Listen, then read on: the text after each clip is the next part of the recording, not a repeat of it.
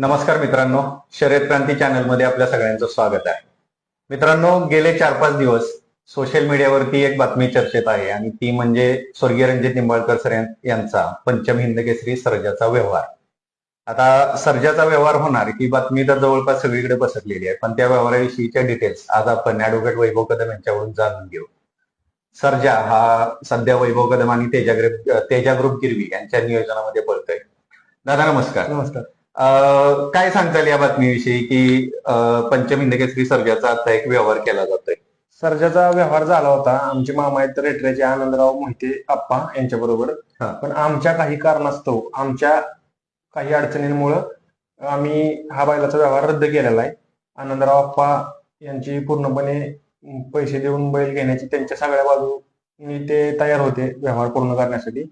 पण आमच्या काही अडचणींमुळे आम्ही हा बैलाचा व्यवहार तुर्तास तरी रद्द केलेला आहे. म्हणजे आता सध्या सर्जा विकला जाणार नाही. तुम्ही आता सर्जाला विकायचा निर्णय घेतलेला आहे, ते आता तुमचं ते पर्सनल आलं.